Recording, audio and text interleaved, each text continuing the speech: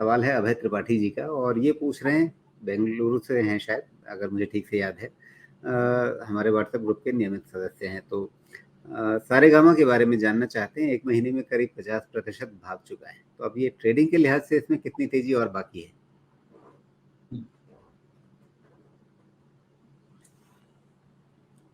हाँ, थोड़ी बाकी रह सकती है। अभी इसके पहले जो एग्जांपल लिया था वैसा ही एग्जांपल है, और इसमें यही है कि आ, थोड़ा रिस्क लेना पड़ सकता है अगर ट्रेडिंग करना चाहते हैं तो। जहाँ पे भी अब ये समझे कि यहाँ पे थोड़ा सा हीट तो आ गया है 480 के पास, लेकिन 450 के आसपास इसको सपोर्ट भी मिलना चाहिए, उससे ऊपर भी मिल सकता है। मेन मुद्दा ये है कि इसकी ट्रेडिंग बनती है जब तक आपका ये 400 वाला सपोर्ट वायोलेट नहीं होता है, ये अपसाइड बनी रहेगी इसमें। और इसमें जिस तरह से डेटा पोजीशनिंग है, ये डेटा पोजीशनिंग हो सकता है कि आपकी 500 की भी हो या हो सकता है कि 550 की भी।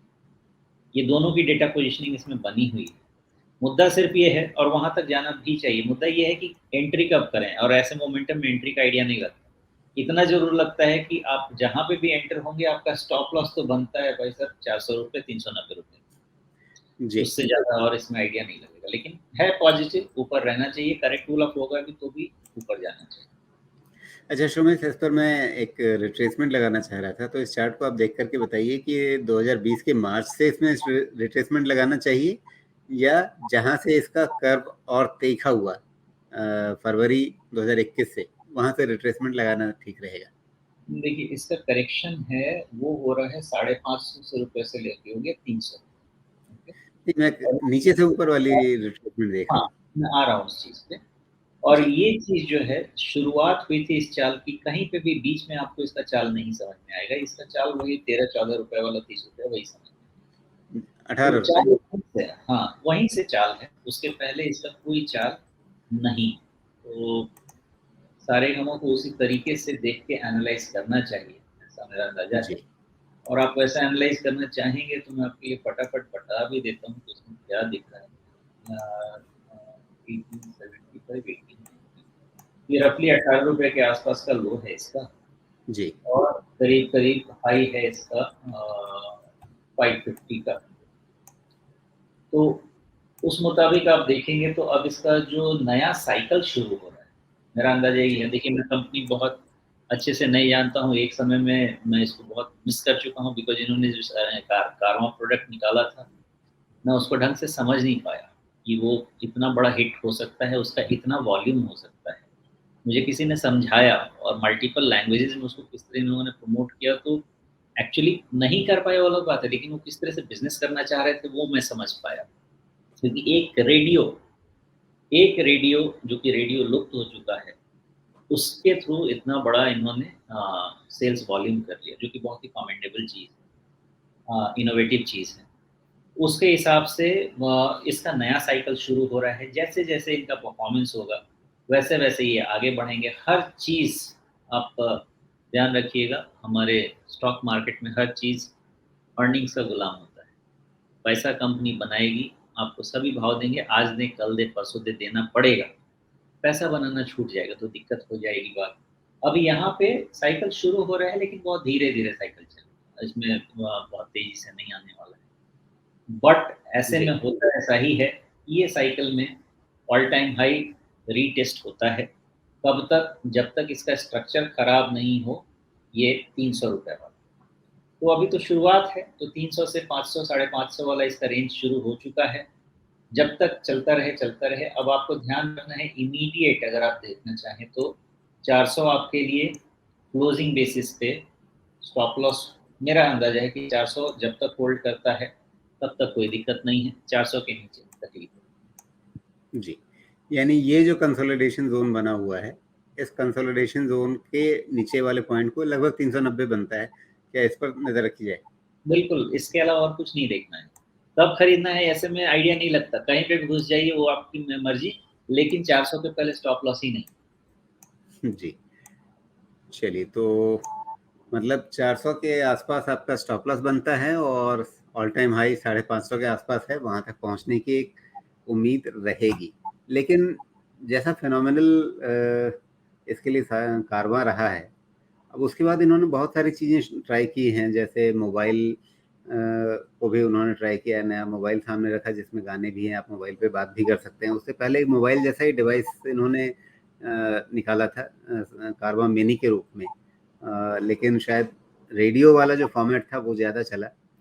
अब मोबाइल जिसमें आप बात भी कर सकते हैं और साथ में आपके पास गानों का एक अच्छा खासा बैंक भी है, तो जो इनके पास मतलब कई दशकों से मतलब हिंदी फिल्मों के गानों का जो इनके पास खजाना भरा हुआ है, उसको ये मोनेटाइज कर रहे हैं इस समय।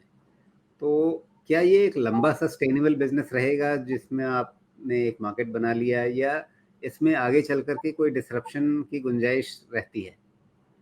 देखिए, टेक्नोलॉजी ड्रिवन जितनी भी चीज़ें हैं ना, उसमें कभी भी डिस्ट्रप्शन होता है, बिकॉज़ उसमें खाना खर्चा कुछ लगता नहीं है, एक ऐप लगता है। लेकिन इनके पास तो वो चाबी है ना, मतलब गाने का कॉपीराइट तो इन्हीं के पास है। टेक्नोलॉजी बदल लेंगे कल को, अगर लोगों का मन भर गया रेडियो से, उनको लगा कि नहीं मुझे इंटरनेट ऑफ थिंग्स, मुझे फ्रिज में गाने सुनने हैं, मान लीजिए कल को कुछ भी हो जाए, मुझे रेडियो में नहीं गाने सुनने, मुझे फ्रिज में गाने सुनने हैं, या किचन में कोई और डिवाइस है उसके अंदर मैंने आईओटी डाल करके उसी के अंदर अपना एक स्पीकर लगा दिया, कुछ भी हो सकता है, डिस्ट्रप्शन किसी भी फॉर्म में आ सकता है। मैं ऐसे ही अपनी कल्पना के घोड़े दोहरा रहा हूँ। नहीं, नहीं, आपकी तो गलत नहीं है कल्पना, बल्ब में गाने बज रहे हैं।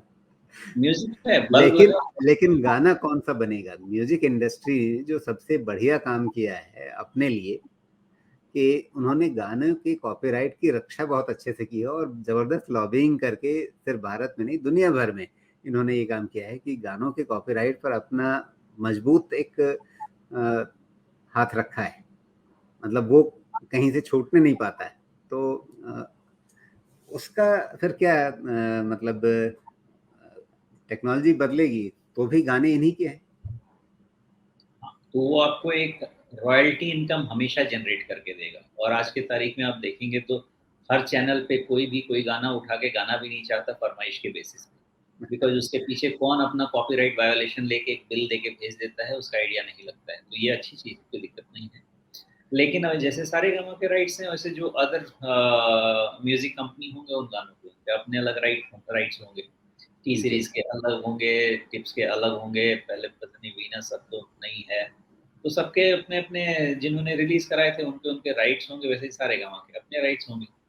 तो उसका रॉयल्टी इनकम तो हमेशा मिलता रहेगा, और आज बुरा मानने की चीज़ नहीं है, लेकिन गानों की जो आज की तारीख में हालत है, शांति के लिए लोग हमेशा पुराने गाने या वैसे गाने पे सुनने में विश्वास रखते हैं, जिसमें गाने अच्छे गाने सुनने को मिलें।